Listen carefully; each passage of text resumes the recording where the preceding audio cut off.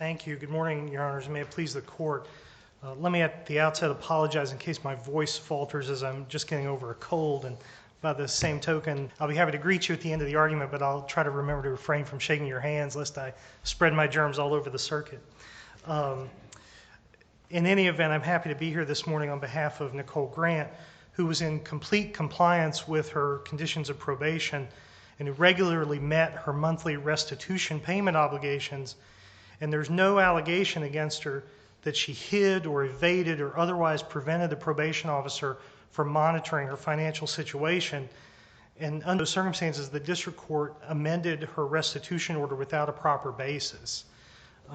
In order to modify or change in any way a restitution order or the schedule of payments for restitution, the district court is obligated to comply with Section 3664F2, which requires the court to consider the defendant's ability to pay a number of circumstances, the defendant's ability to pay her overall financial situation, her other obligations, her projected earnings. There's no evidence in this record that the district court considered any of those factors, which we brought to the court's attention. Is your claim the government that she didn't have the authority to make the change, the court, or that she just abused her discretion?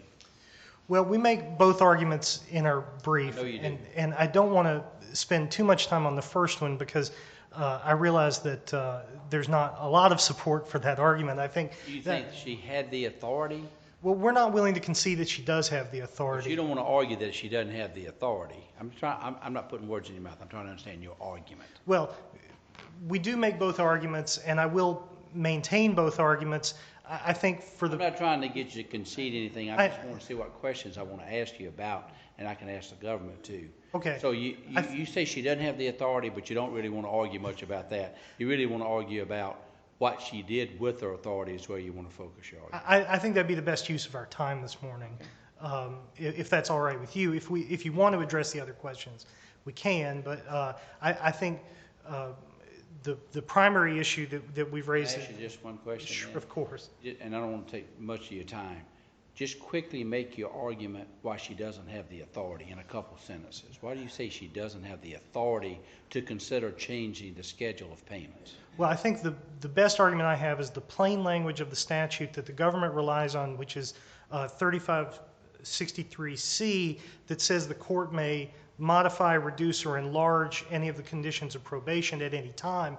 Our argument is that that does not include the word add. It doesn't include the word add a condition of probation, and that's what we're saying happened here, that the order was final and the judge is adding an additional condition. Do you agree with me? Is it your position that the total amount of restitution that was ordered at the time of sentencing, that may not be changed? The total amount of restitution. That's correct, and that didn't happen here. So, but what falls into here is what is the judge doing in changing the schedule, if that is changing restitution or a condition of payment of restitution. Is that where we are? Right. Okay. And you want to focus on she had no authority. She had authority, but she shouldn't, under these facts, have done anything to change the schedule payment. Right. If she had authority, that the judge abused her discretion in making that change on these facts here, given the evidence that was brought forward and the lack of evidence. I thought she had evidence. I'm just asking whether or not, I thought she had evidence that the defendant came into money that the court heretofore did not know about, tax refund. I don't think there was an indication that the court didn't know about it. The court knew she was going to get a tax refund? Well, I don't know that that the probation officer or the court knew in advance that a tax refund was coming, but I don't think there's any allegation that she hid that. I didn't say that. Well, I'm sorry. No, I don't. I thought that when she was originally sentenced, her pre-sentence report, PSR, reflected that she had gotten tax returns in the past regularly.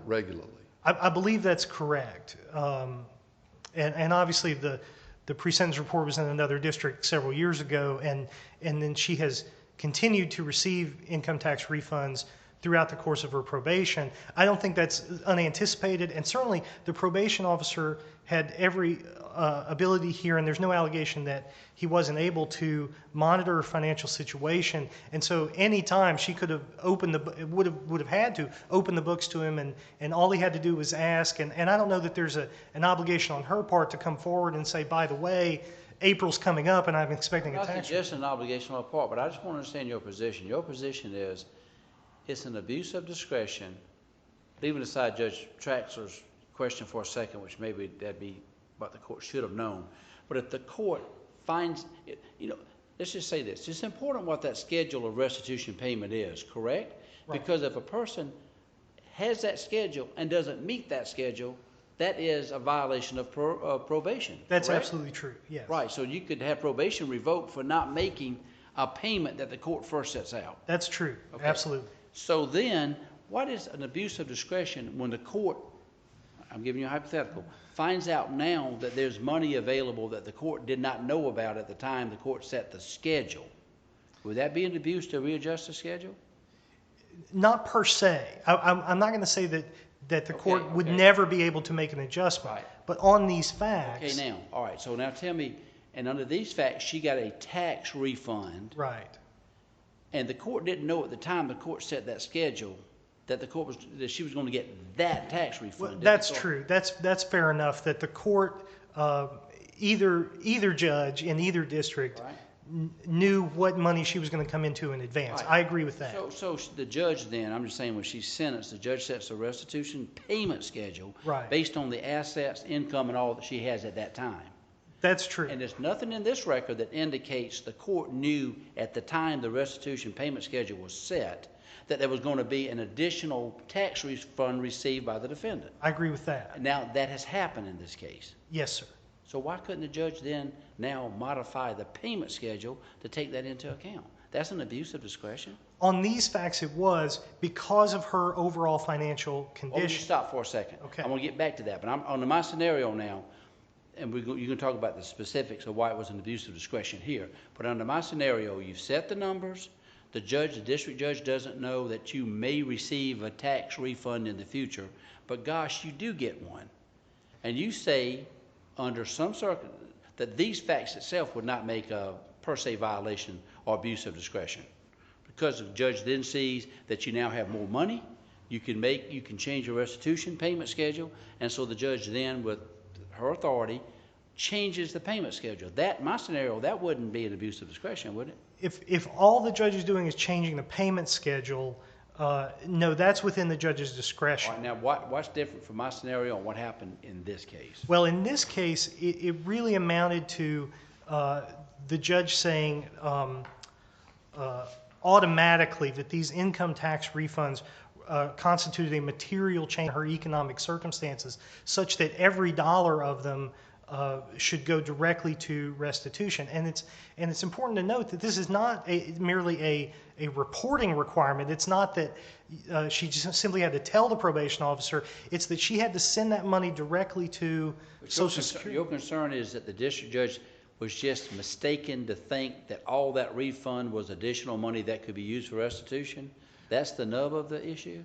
On these facts, under these circumstances, the judge did not consider the necessary facts in adjusting restitution payment schedule. Were there any other facts before the judge other than the fact of the refund? Did Well, anybody put any other facts in front of her that had changed? There were facts about her family situation, her need to support her two dependent children, including one with special needs. She was supporting her mother. That wasn't true when the restitution payment was set? Well, that's true, but No, I'm asking you, is that true?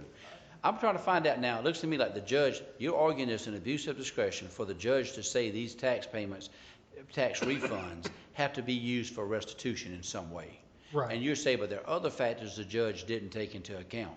Were all those other factors known at the time the initial schedule was set, or the most recent schedule was set? yes, certainly her financial situation was before the court when it set those payment schedules. I'm asking, were there any changes? Well, to the extent that everybody's financial situation might change from day to day But or the judge time to wasn't time. aware of any of that. Well, what the judge was aware of is the judge had twice by this point had reduced the payment schedule, which I think is an indication, even though the judge is aware of these past tax refunds. But most recently, the judge had reduced the payment, correct? That's right. So now the judge, this same judge who'd reduced those payments, now looks at the defendant again, having reduced the payments, but seeing that the defendant now has more money, so the judge decides to require her to pay more. How is that an abuse of discretion? Well, because of the breadth of that order, and it really amounts to fundamentally a finding that she has all the money she needs to support all of her other financial obligations, such that even $1 above that has to go to restitution. But haven't you been able to come back in front of this judge and get a reduction on circumstances? Reduction in payments? Well, that's true, and I think probably the better course here would have been for the probation officer to say, let's take this money and spread it out and change the payment schedule. Well, it might have been, but it's a question of it's an abuse of discretion. This judge, to me, has indicated she has a willingness to change circumstances into account because she lowered the payment. And don't you have a request to lower it again in front of her now, or am I wrong? I believe that the latest one is the one that's in the record, although... Now, let me ask you a question. Yes, sir. Before y'all get too far down this road. Are you objecting to the amount that it was changed, or the just fact it was changed? The fact that it was It changed... sounds to me like you're arguing the amount that she took too much. Well, it is too much because she required it all. It was 100% of any, and we also remember the breadth of the condition is any anticipated or unexpected financial gains, which I think if she's walking down the street and finds a $100 bill, she has to put that in an envelope and send it to Social Security Administration rather than use it to pay her bills or feed her children on pain of imprisonment because it's a violation of this condition. And so for the judge to make that finding that even $1 above what she has right now in her pocket is money that should go to restitution does not comport with the factors that the judge has to consider in setting restitution. Okay, I understand. This is all argued under the presumption she's got the authority. Yes, sir. Okay. But so you just argue that your argument that it's just per se illegal or improper to have that kind of restitution order? No, a judge can order a lump sum payment, I'm for talking example. about this one. Well, This one, you're saying because what makes your argument, I think your argument against this one is it requires her to give every penny that she makes or that she finds, a windfall. Is that per se improper? it's not per se, but the judge, in making that order, has to go through the factors that are in the statute and has to make some showing. And I would compare it to this court's sentencing cases where... This is what I don't understand in the real world. This judge has shown that she can listen to changed circumstances and change the amount of restitution payment required in favor of the defendant, right? That's true. And she has done that, correct? Yes, Your Honor. And then that was most recent until this issue. She helped the defendant based on some changes. Yes, Your Honor. So now she finds out a fact that shows the defendant has more money. And the way the defendant's got it was a tax refund, which the judge sees as a windfall or a gain or whatever. For the judge now to say under those circumstances, any extra money that you get should be used for restitution, why is that an abuse of discretion? Because the judge, it seems to me, pretty clearly knows and is willing to respond to changed circumstances. She's just responding to a changed circumstance that's not as favorable to the defendant. Well, we certainly appreciate Judge Allen's flexibility. Only when she helps you. Well, but process matters, Your Honor. And the fact is that just as with this court's sentencing Stop cases... there. In the process, she did what? We know she knows about this woman because she helped her by adjusting the payments. That's true. She didn't do that on a lark or just random. She did that in response to something probably you presented. I'm guessing somebody presented, right? Yes, Your Honor. So it looks to me like the judge is just moving along doing what a judge really should do. She saw things happen for the worst to the defendant, and so she helped her. Now, there's a benefit to the defendant, so she makes the defendant pay a little bit more of her legally obligated restitution. Because you said it wasn't the order in and of itself that was illegal or improper, the wording itself. That's what you said. If the proper findings are there to support that order. She should have done, it's an abuse of discretion because she didn't say, I understand the facts this woman's in and this money is extra? Well, and considered on the record and make findings with regard to the factors in the restitution statute. And again, it's just like this court sentencing cases where a judge will impose a sentence, and will still have to go through and explain its application of the 3553A factors. We argue that the judge should have done the same with the 3664 factors. So at this point, I'll yield and be back to see you in a minute. Thank you. We'll be waiting. Mr. Krask. May it please the court. Good morning. Robert Krask for the United States. I'll first address this question of whether or not the district judge abused the exercise of her discretion in adding this particular condition.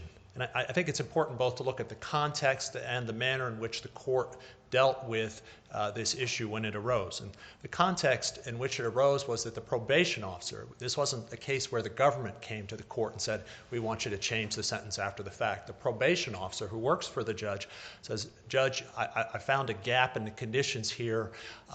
Ms. Grant has received these tax refunds, and she hasn't applied any of these refunds towards her restitution obligation. And I think, respectfully submit, Your Honor, that you should address this gap and close it so that we can facilitate the payment of restitution as the restitution statutes seek to encourage.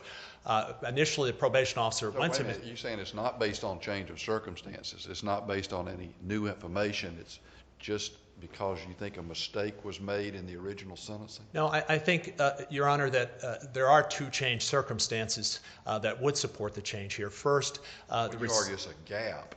Well, there's both a gap because we're not just talking about tax refunds. We're talking about other either anticipated or unexpected financial windfalls that a defendant might receive in this case, whether it was a lottery winning, an inheritance, some kind of judgment, say, as a result of a traffic accident. There was another gap beyond the issue of these tax refunds. Why isn't that just done as standard practice, I wonder? In the Eastern District of Virginia, at least in the Norfolk Division, it is done as a matter of standard practice. Now, Ms. Grant came from Florida, and apparently they don't have the same practice. But in judgments and defendants' sentencings before the court in the Norfolk Division, this is a standard condition. Well, see, that still sounds like it's an effort to correct a sentence. Well, let me go back to your prior question before I get to the sentence part, Your Honor. You asked about whether there were changed circumstances, and here there were two. No, I didn't ask you were there changed circumstances. I asked you, based on the representation and description you were making of how this came about, it sounded like it wasn't a change of circumstances, that it was just trying to make this sentence conform to what the normal sentence was in Virginia.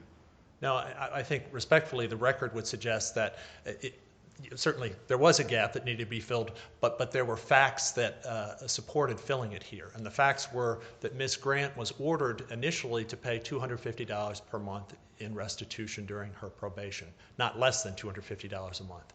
That was reduced twice, first to $125 and then after the action in this case down to $75 a month. So we have a restitution payment schedule that was set at sentencing that isn't being abided by and isn't being followed. So the court's expectations about what a defendant would do to make the crime victim whole were not being fulfilled.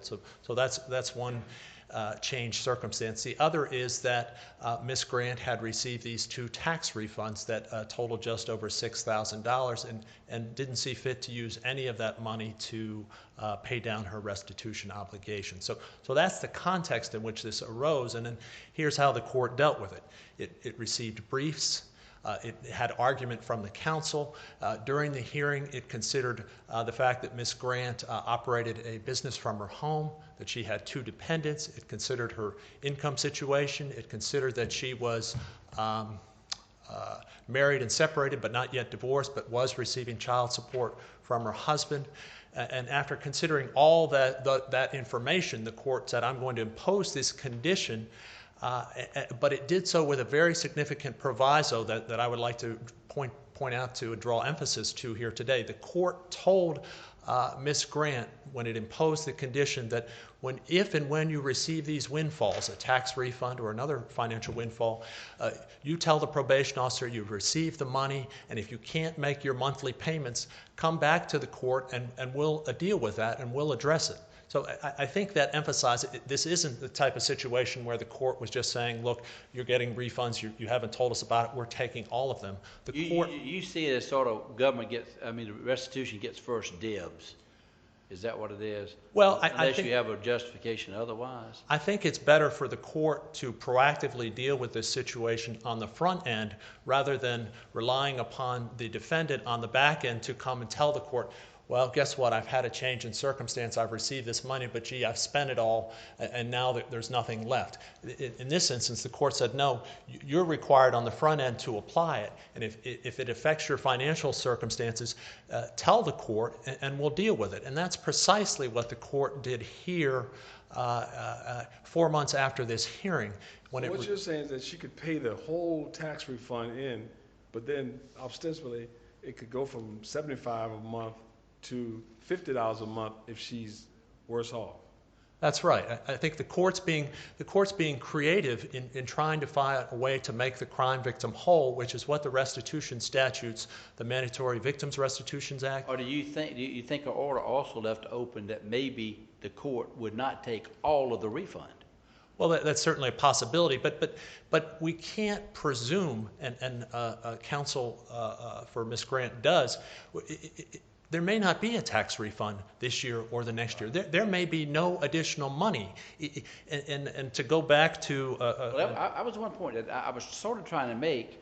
You got to be careful of trying to front end requirements on the defendant in light of what they might receive, because then you set the standard so high, you're setting them up to be revoked. Isn't that correct?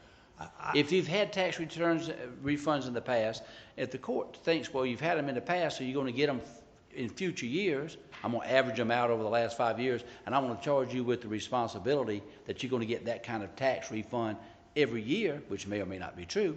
But based on that information, I'm going to say you now have to pay $400 a month. Well, that person maybe can't make $400 a month because they may not get that tax refund. Because, by the way, can't you just eliminate the problem of the tax refund by adjusting your withholding?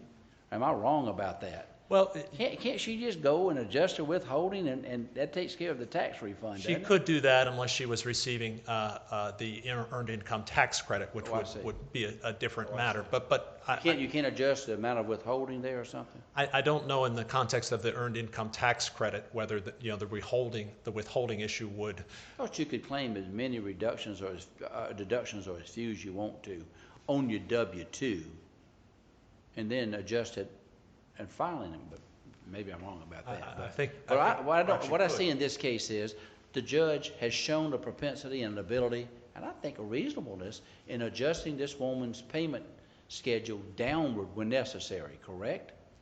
Absolutely. And the judge now sees this woman has received more assets than she saw on her financial statement at the time of the sentencing. And so she's just trying to adjust to changed economic circumstances, asset circumstances, to make restitution reasonable in light of those changed circumstances. I think that's absolutely correct, and that's why there's no abuse of discretion here. The problem is the assessment is economic condition. Getting a tax refund doesn't change your income, does it? Well, it certainly it could if it falls within the category of How could it change your income? Your income doesn't change. Not your income. I apologize, Your Honor. Your income is the same. So this lady is, for example, taking fewer exemptions to sort of do what she can to make sure she can meet her monthly requirement, and then you punish her because she's saying, I get something there, then I'm going to take care of buying clothes for my children, the things that I put off during the year, by not taking the most withholdings and taking all of that from her. I mean, it just seems like that's a lot different than, that's not economic condition. That's just saying, probation officer say, oh, this lady has tax refunds. I think you ought to get it, Judge, and close the gap. And then the judge says, okay, all right, when you get a refund, I want all of it. And just in case, once we get all of it, if you want to come back again and say, you're destitute, we might consider it. But that's not economic condition change. Well, I think I think you'd be very hard pressed to look at this record and say that the district judge hasn't been sensitive to Ms. Grant's concerns. It's not a question of sensitive. First of all, let me say this. Let me say this. Yes, sir. What the court did in the past has never been tested in terms of its legality because everybody agreed to it. So in a sense, that's not before us. Just because it happened, because everybody was happy with it. This is before us. Now we're not called upon to see what she did before. No one is suggesting whether it's insensitive or not. This is a question of law and abuse of discretion now. And the question is, I thought, under what her sentence was, we look at her change in economic situation. And what I'm saying is just to take her tax returns, refunds, and say that I'm going to grab those and alone and not justify that this in fact is a windfall or somehow changes her circumstance, it seems to be very thin.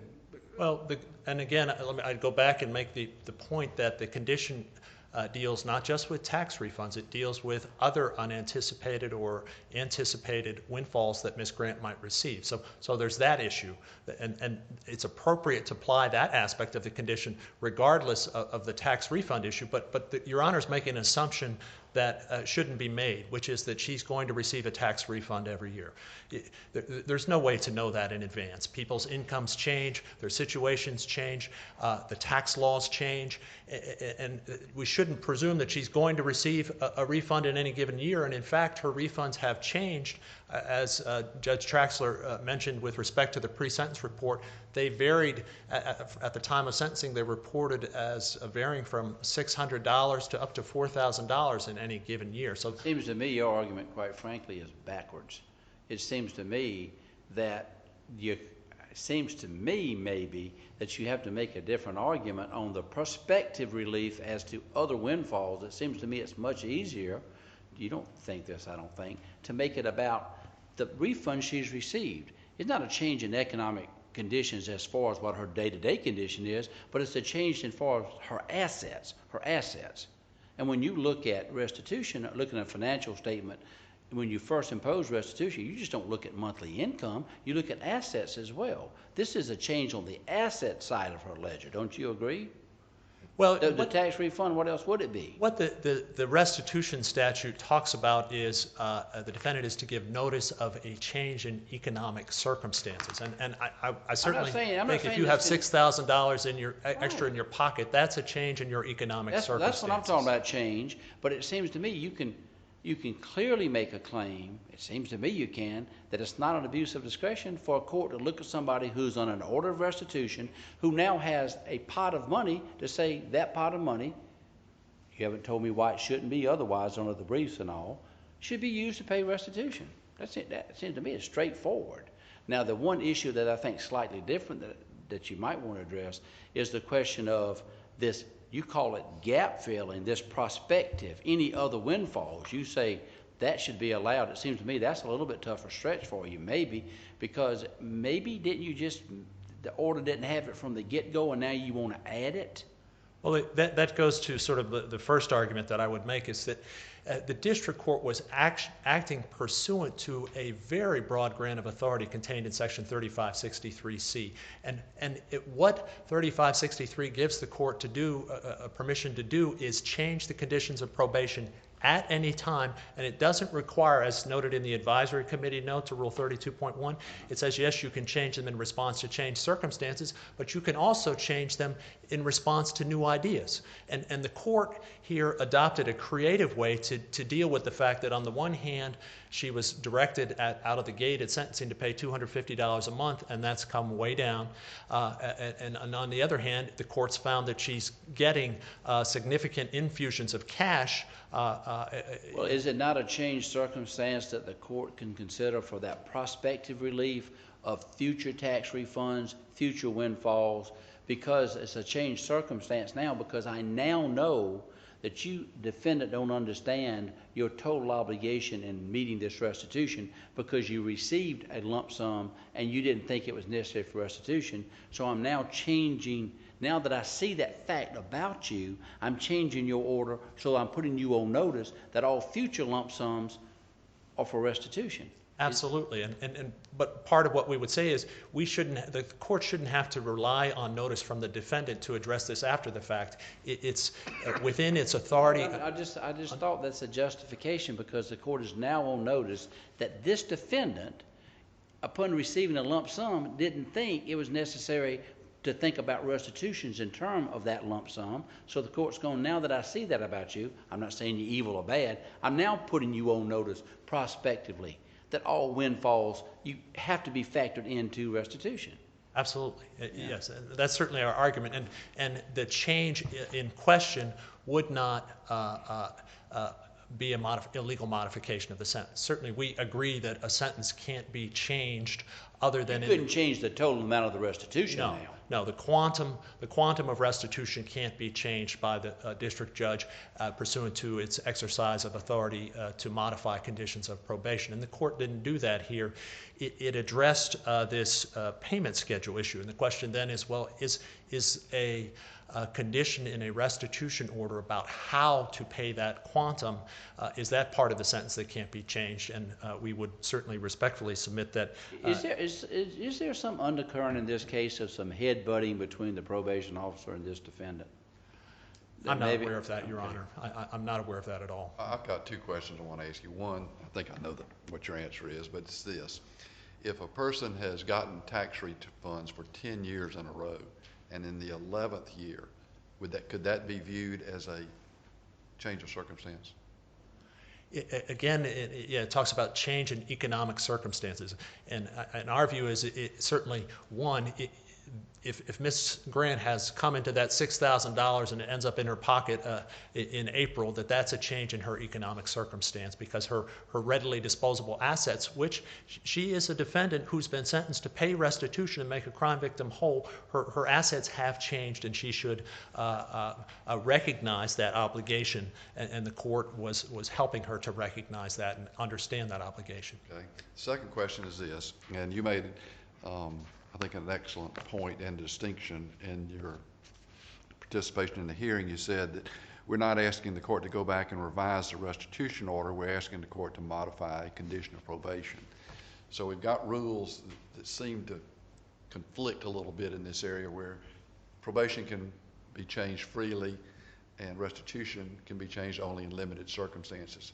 In this case, of course, we're dealing with an order of restitution or amount of restitution.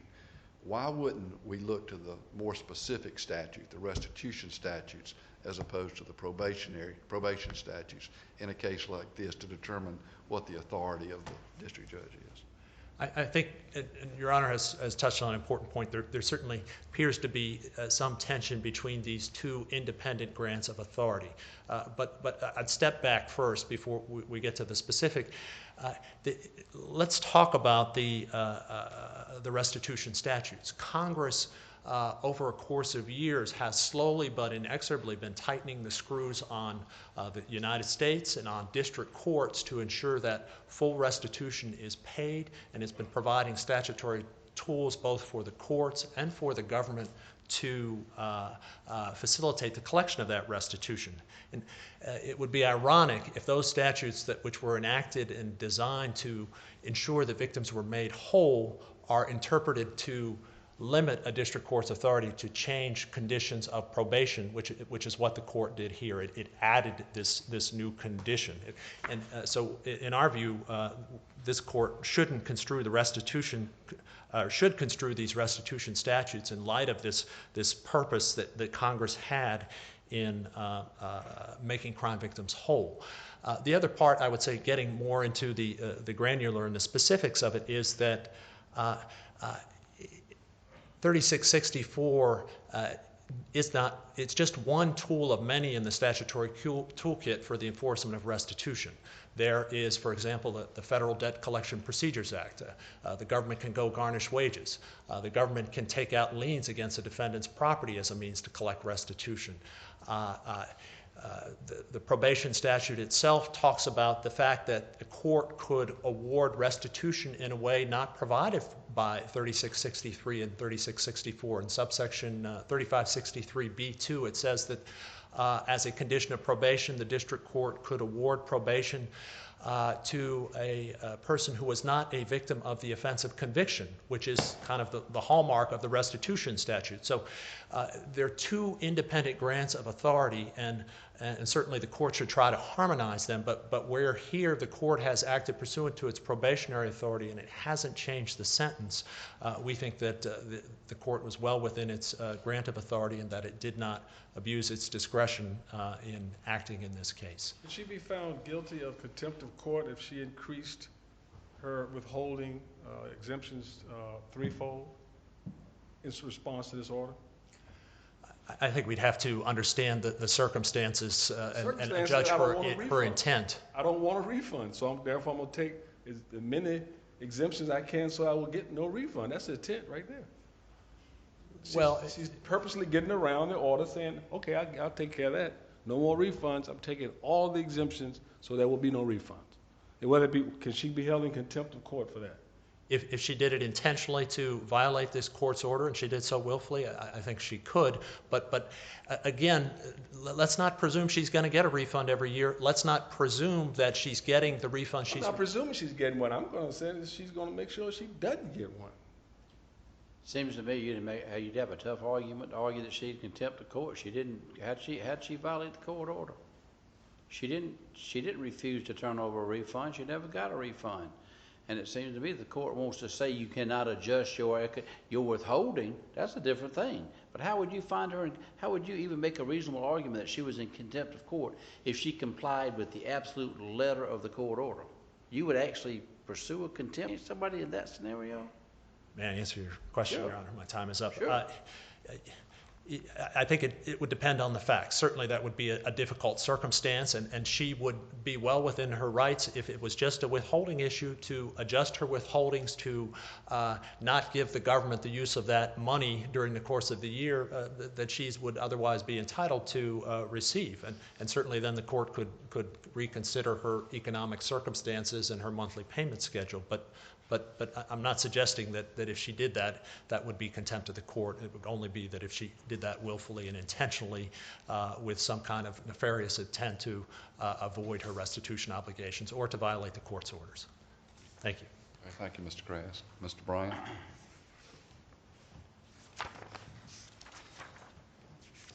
Thank you, Your Honor. Just a couple of brief points in response to the government.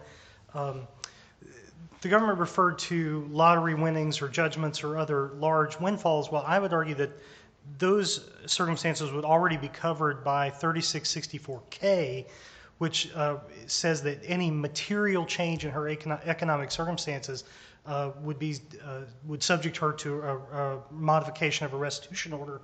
And the district court said that that statute does not apply here, which I think is a finding by the district court that these income tax refunds were not a material change to her economic circumstances. A couple $1,000s might be a material change to some people, and it might not be to other people, but what the district court did here by not proceeding under that existing condition, I think was to say that that's not affecting a material change to her circumstances. Do you think the court could have imposed this refund windfall provision from the get-go at the day of sentencing? Could the court have done that? Yes. And the court can't do it now. Why? Well, because it modifies a restitution order without going through the steps and considering the necessary factors. Would these be facts sufficient for the court, if they follow the process properly, to justify such a now imposition, which could have been done prospectively, you said, from the get-go, that she has received a lump sum of cash from a tax refund, and now, and without thinking about paying restitution, that's a changed circumstance for the court to consider, that the court just wants her to now understand any windfalls or any claimed lump sums of money must be factored into restitution. Would that be, with the right process, changes that would support the adoption of this prospective provision? Are you talking about at the original sentence? I'm talking about now. Now, if the court went through the factors, I think the court could do it. I think on this record, the court should not have, based on her economic situation. A couple more just very brief points. one slight mischaracterization I think I'd like to correct from the government is that Ms. Grant realized this money and didn't use any of that money to go towards restitution. I don't think that's supported by the record here. It's true that she didn't send it all immediately directly to the Social Security Administration, but we have no reason to believe that she's not putting that into her general accounts and using some of that money over time to pay her obligation. So I don't think there's any suggestion here that she's frittering that money away or somehow getting in one pocket one day and out the next. And so I think that characterization is a little bit mistaken. And I think the reality of the situation is a little bit different from what the government would suggest about if she gets this money and then immediately applies it to her restitution, but then if she can't make the payments that she could go back to the probation officer, well, she's not going to be able to get that money back. The Social Security Administration is not going to send some of that money back to her if the court later determines, well, that you really couldn't have afforded to make that kind of obligation. Make a statement to the probation officer pursuant to the court's order. I have a $6,000 tax refund. I'm holding it. I will not spend a cent of it, but I'm going to move the court to let me keep some of it. Well, why couldn't she do that and comply with the court's order? I think she could, but it's precarious to ask a defendant who's out on probation to say, keep this in some sort of trust in case you later are allowed to keep some of it, because the letter of the order and all she has to go on is this piece of paper that says, if this money comes into your hands, you have to immediately send every dollar of it towards your restitution, and anything else is a violation of her probation. You think this district judge No. would read it that way and not entertain a motion to disperse or deal with that money? Realistically, no, Your Honor, but we have to think about not only just the rule of law and the principle that this court will lay down, but also the letter of this order, and part of our concern here is the breadth of it. But you said that order from the get-go is perfectly fine. Because assuming... It's just as broad. Everything that you complain about now is all true. Assuming that all the process is followed, and perhaps more defendants... My point is that you're not concerned. I think you're not concerned about the breadth of that language. You just said it's perfect. We are. But you said it would be fine. It would be proper if it had been done from the get-go. If the full breadth of it is supported by factual findings and the record. Then you're not concerned about the breadth of the language. You're concerned about whether or not the economic circumstances support such an imposition. In this case, right. That's correct, Your Honor. And with that, we'd ask you to vacate the probation condition. Thank you very much. Okay, thank you, Mr. Bryant. I'll ask the clerk to adjourn court, and then we'll come down and greet counsel.